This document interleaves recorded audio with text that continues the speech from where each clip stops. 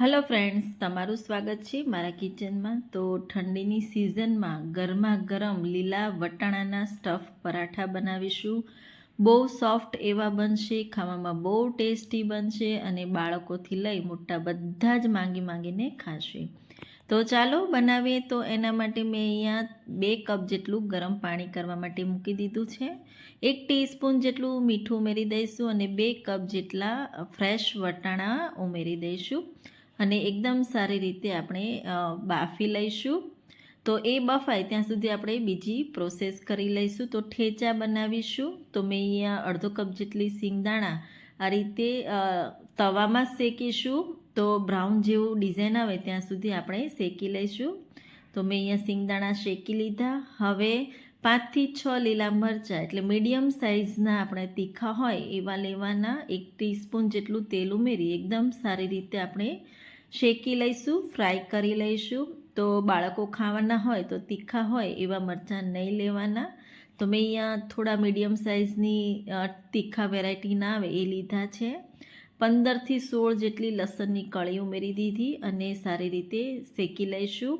અડધો કપ જેટલા લીલા ધાણા, 1 ટીસ્પૂન જેટલું આખું જીરું અને 1 ટીસ્પૂન જેટલું મીઠું ઉમેરી એકદમ સારી રીતે બધું શેકી લઈશું। તો આ મહારાષ્ટ્રીયન ઠેચા બહુ ટેસ્ટી એવા લાગે છે, તમે પરાઠા સાથે એમનેમ પણ ખાઈ શકો છો। હવે શેકેલી સિંગદાણા આપણે ઉમેરી દઈશું અને એકદમ સારી રીતે બધું મિક્સ કરી દઈશું અને થોડી વાર થવા દઈશું। બધું થઈ જાય એટલે એક ડીશમાં કાઢી લઈશું પ્લેટમાં અને બીજી બાજુ વટાણા ચેક કરી લઈએ। તો તમે જોઈ શકો છો અહીંયા વટાણા સારા એવા બફાઈ ગયા છે। તો હું તમને બતાવી રહી છું। તો પાણી આપણે વટાણામાંથી નિતારી લઈશું। તો હવે એક વાસણમાં 2 કપ જેટલો રોટલીનો લોટ ઉમેરી દઈશું। તો આટલા લોટથી 4 થી 5 લોકો ખાઈ શકશે અને એક મોટું બટેટું બાફીને આ રીતે આપણે છીણીને ઉમેરી દઈશું। બહુ સોફ્ટ એવા પરાઠા ટેસ્ટી બને છે। જો તમારે બટેટું ન ઉમેરવું હોય તો તમે પનીર પણ લઈ શકો છો। થોડા લીલા ધાણા અને થોડું મીઠું એટલે કે 1 ટીસ્પૂન જેટલું મીઠું ઉમેરી દઈશું અને 2 ચમચી તેલનું મોણ ઉમેરી એકદમ સારી રીતે એકદમ સોફ્ટ એવો લોટ બાંધવાનો।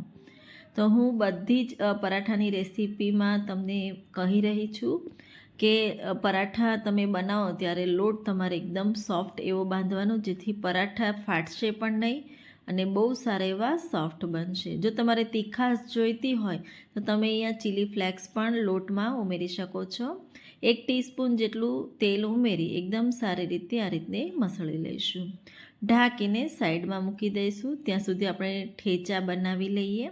તો મેં અહીંયા ખાંડણી દસ્તો લીધો છે, એમાં થોડું આ રીતે મિશ્રણ ઉમેરી ઠેચાને ખાંડી લઈશું। તો અધકચરું ખાંડવાનું છે જેથી બહુ સારો એવો ટેસ્ટ આવે છે। તમે મિક્સિંગમાં પણ કરી શકો છો, પણ ખાંડેલો સારો ટેસ્ટ આવે એટલે મેં ખાંડી લીધું। તો બધા ઠેચા મેં ખાંડી લીધા। હવે કડાઈ લઈશું। કડાઈમાં 2 ટીસ્પૂન જેટલું તેલ ગરમ કરીશું અને તેલ સારું એવું ગરમ થાય એટલે 1 ટીસ્પૂન જેટલી વરિયાળી ઉમેરી દઈશું। વરિયાળી સારી એવી ફૂટવા લાગે એટલે આપણે બાફેલા વટાણા ઉમેરી દઈશું અને ગેસની ફ્લેમ લો કરી દઈશું।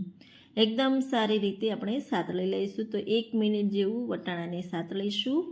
તો આ રીતે એકદમ સારી રીતે સતળાઈ જાય એટલે 1 ટીસ્પૂનથી થોડું ઉપર મીઠું લોટમાં પણ ઉમેર્યું છે, ઠેચામાં પણ ઉમેર્યું છે, એ રીતે ધ્યાન રાખવાનું અને શેકેલા જીરાનો પાવડર ઉમેરી દઈશું 1 ટીસ્પૂન જેટલો અને મેં અહીંયા પોટેટો મેશર લીધું છે, એ સારી રીતે પ્રેસ કરીને આ રીતે આપણે સ્ટફિંગ તૈયાર કરી લઈશું। તો બધા વટાણા મેશ કરી લીધા। તો આ સ્ટફિંગમાં બહુ ઓછા મસાલાની જરૂર પડશે।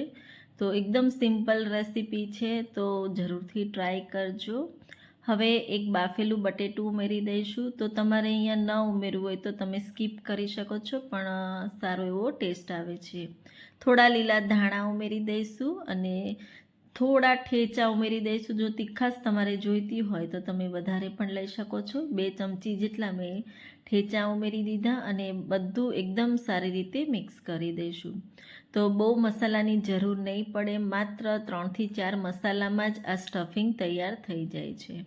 તો તમે આની કચોરી પણ બનાવી શકો છો, પરાઠા, કે પછી તમે અહીંયા ઢોકળા પણ, મુઠિયા, બધું જ આ સ્ટફિંગથી તમે તૈયાર કરી શકો છો.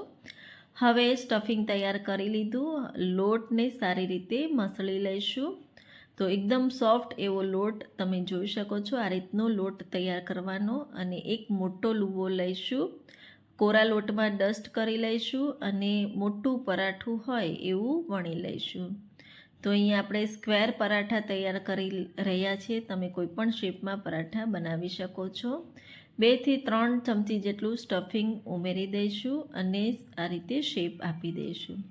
તો ચારેય બાજુની કિનારને આ રીતે ફોલ્ડ કરી દઈશું. તો તમે જોઈ શકો છો હું અહીંયા સ્ક્વેર પરાઠા બનાવી રહી છું. એકદમ સારી રીતે થોડું પ્રેસ કરી દેવાનું, કોરો લોટ છાંટી દઈશું અને એકદમ હળવા હાથે આપણે વણી લઈશું. તો બહારની સાઈડ આ રીતે પરાઠાને વણતા જવાનું અને એકદમ સારી રીતે પરાઠું વણાશે. તો બિલકુલ ફાટશે નહીં. જો તમારો લોટ એકદમ સોફ્ટ હશે તો, અને જો કડક લોટ હશે તો પરાઠા બધા જ તમારા ફાટી જશે. તો મેં અહીંયા પરાઠું વણી લીધું, તો તમે જોઈ શકો છો. તો આ રીતે જ હું બધા પરાઠા વણી લઈશ. તો તમે જોઈ શકો છો મેં અહીંયા પરાઠા વણી લીધા.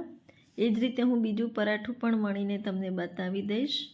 તો મેં અહીંયા સ્ટફિંગ ભરી દીધું અને આ રીતે સ્ક્વેર શેપમાં પરાઠું વણી લીધું. પહેલેથી જ તવો ગરમ કરવા માટે મૂકી દીધો હતો. પરાઠું ઉમેરી દઈશું, સાઈડ ચેન્જ કરીશું. ઉપરથી 1 થી 2 ટીસ્પૂન જેટલું તેલ લગાવી દઈશું. ફરી પાછી સાઈડ ચેન્જ કરીશું. ગેસની ફ્લેમ મીડિયમ ટુ લો સાઈડ રાખવાની. તેલ લગાવી દઈશું અને તાવેથાની મદદથી પ્રેસ કરતા જવાનું અને બ્રાઉન જેવી ડિઝાઇન આવે ત્યાં સુધી પરાઠું શેકી લેવાનું. તો બહુ ટેસ્ટી એવા ક્રિસ્પી અને અંદરથી સોફ્ટ એવા પરાઠા બનીને તૈયાર થઈ જાય છે. તો એ જ રીતે બીજું પરાઠું આપણે શેકી લઈશું. તો તમે જોઈ શકો છો મેં અહીંયા બધા જ પરાઠા રીતે વણી લીધા અને શેકી લીધા. હવે આપણે ઠેચા રાયતું તૈયાર કરીશું. તો 2 કપ જેટલું દહીં લીધું છે. વિસ્કરની મદદથી સારી રીતે ફેટી લઈશું. હવે એમાં આપણે થોડા મસાલા એટલે કે 2 ચમચી જેટલા ઠેચા ઉમેરી દઈશું. બહુ સારું એવું રાયતું બને છે. તમારે વધારે તીખું જોઈતું હોય તો ચીલી ફ્લેક્સ ઉમેરી શકો છો. શેકેલા જીરાનો પાવડર, મીઠું ઉમેરી દઈશું. થોડા લીલા ધાણા ઉમેરી અને થોડી નાયલોન સેવ ઉમેરી એકદમ સારી રીતે મિક્સ કરી દઈશું. તો તમે સેવની જગ્યાએ બુંદી પણ ઉમેરી શકો છો. મિક્સ કરી દીધું તો તમે જોઈ શકો છો રાયતું તૈયાર થઈ ગયું.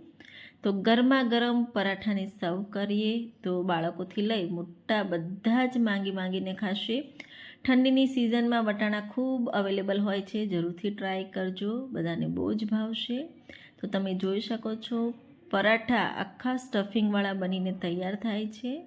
તો જરૂરથી ટ્રાય કરજો. રેસીપી ગમી હોય તો લાઈક કરજો, શેર કરજો, સબસ્ક્રાઈબ કરજો. આવજો.